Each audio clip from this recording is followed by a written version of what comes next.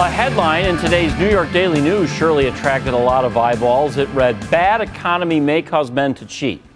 I'm sure if I checked the archives, there would be an article from the 90s saying, "Good economy may cause men to cheat." You could probably also find headlines that cite sunrises, sunsets, rainy days, and Mondays as reasons to stray.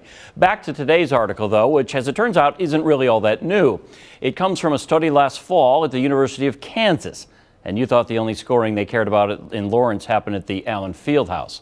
Rock, chalk, Jayhawk, indeed. Anyway, researchers at KU found when the economy tanks, many guys feel threatened, physically and emotionally threatened, and their biological urge to seek new partners kicks in, and unfortunately, a few guys go with that in ways they probably shouldn't. One psych professor makes the analogy that today's economy is so bad, it's like a dying savanna with limited fruit to eat and animals to hunt. The article doesn't mention if the professor sleeps a lot of nights on his office couch for peddling that argument. Take away from the study what you will, but if you somehow convince your partner that the economy is to blame for your cattishness, then you put yourself in a real trap, haven't you? For clearly, you are a confident storyteller, and your act is recession-proof. I did something today I hadn't done since I broke my hand in a bicycle accident this summer. I got on a bicycle and I rode. It felt great. Now I'm going to do something I haven't done in almost as long, a commentary. They say it's just like riding a bike. We'll see. Wanting to see if last night's debate would make me just as mad with a glass of wine, I went home last night and I watched it again. Guess what? It did. Look.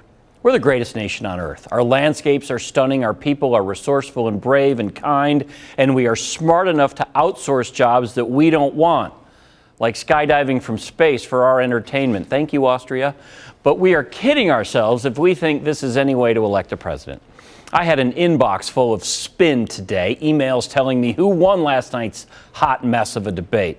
None of them claim the American people to be the victors, because they were not.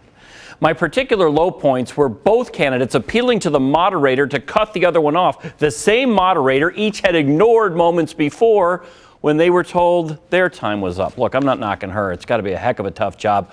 I'm pretty sure I could not do it. But somehow we deem Dancing with the Stars and American Idol important enough for multiple hosts, but electing a president is left to one questioner at a time. I'm hoping the great Bob Schieffer changes my mind Monday night. I hope he'll say things like, "Sorry, Mr. Candidate, but your time's up. You spent all your time complaining about your opponent, so we're moving on." This election will be over soon, but not soon enough. We have got to do better in 2016. I fear we are heading for a crash from which we will not recover. A shampoo company in Turkey cannot goose step away quickly enough from a controversy of its own making. In an attempt to portray its product as being used by real men, they invoked a familiar face from history, Adolf Hitler. It is a blunder on so many levels, in addition to being offensive to Jews and non-Jews alike. Did you ever look at Hitler and say, pure evil, but the hair's not bad? No, you did not. Not to be outdone, creative types in this country tried to sell Polish-made Belvedere vodka with an online ad on Friday that featured a terrified woman being groped and held against her will, with a tagline that suggested a sex act that she had no interest in. I'm not showing you that either for obvious reasons. But after first issuing an apology that suggested anyone who was offended really needs to lighten up, the company got serious today, pulled the ad, they did that on Friday actually, and apologized to anyone who would listen. And then they wrote a check to a group that works with sexual assault victims. But wait, there's more. A Georgia restaurant today pulled its online ad for a sandwich it called the Black and Blue Burger and said it was in honor of Chris Brown and Rihanna. Customers were not amused. Why would they be? The steakhouse apologized and also wrote a check to a local women's shelter as a way to regain credibility. The good news is here, customers, the marketplace acted quickly and decisively and let these businesses know that if they wanted their money, then their message needed to change. What boggles the mind, though, is that any of those ads ever saw the light of day.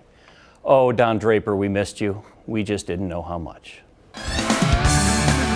Let me be very, very clear about what I'm about to say. I don't think for a second that Staff Sergeant Lewis Walker is happy about the tragedy in Colorado, but he benefited from it. It kept him off America's front pages and nightly newscasts. Alleged theater shooter James Holmes and Jerry Sandusky, they're household names now. But Lewis Walker is the third monster in that unholy trio. On Friday and Saturday, when the attention was solely on Colorado, A military jury found Walker, an Air Force instructor, guilty of raping and sexually assaulting 10 female recruits at Lackland Air Force Base in Texas. Walker, like Sandusky, physically overpowered his victims, but he also used his position to silence them. Careers were threatened, rank was pulled, the assaults continued. Where is the national outrage on this? These women volunteered to serve our country. The argument made for keeping them out of combat was they could easily be violated by enemy troops. In this case, the enemy was within. They didn't have to go to the front lines to feel terror. They needed to be alone on an American military base with a rapist they needed to salute. No more salutes for Walker. He is dishonorably discharged and off to prison for 20 years. He should have gotten 40. Lewis Walker is not the only instructor at Lackland charged. There are more, and none of them should be allowed to fly under the radar, no matter what else is going on in this world.